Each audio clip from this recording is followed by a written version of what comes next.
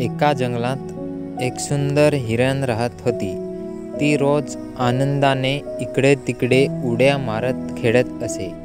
पण तिचं मन नेहमी भयाने ग्रासलेलं असायचं.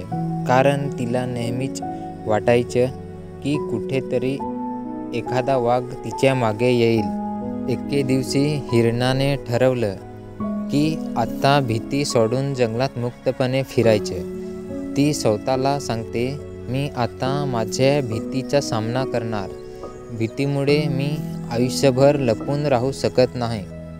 हिरणाचा निर्णय ऐकून तिच्या मित्रांनी तिला सावधान केलं. तिने तिला सांगितलं, हिरण वाघ खूप धोकादायक आहे. तू इतकी निर्भय होऊ नकोस. पण हिरणाने ठाम निश्चय केला होता की मी आता घाबरणार नाही.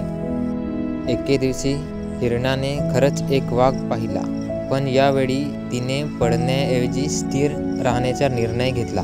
तिने विचार केला, पळून जाणं हेच माझे शेवटचे उत्तर असू शकत नाही. तिने धाडस करून वाघाच्या डोळ्यात डोळे मिळवले आणि वाघ थांबला. त्याला आश्चर्य वाटलं होतं की आज हिरण पळत का नाही. त्याला समजलं होतं की हिरण आता आपल्याला घाबरणार नाही. त्याने शांतपणे हिरणाला सोडलं आणि दुसऱ्या दिशेने निघून गेला. हिरणाच्या धाडसामुळे ती स्वतःचं भय दूर करू शकली. तिच्या मनातली भीती आता नष्ट झाली होती. ती समजली की धैर्य हेच तिचं खरं सामर्थ्य आहे.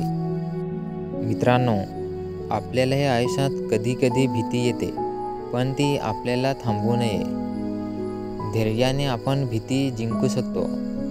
पण तुम्ही तुमच्या भीतीला सामोरे जा आणि आयुष्याला आनंदाने जगा. याच प्रकारच्या प्रेरणादायी गोष्ट ऐकण्यासाठी आमच्या चॅनलला सबस्क्राईब करा आणि बेल आयकॉनला दाबायला विसरू नका.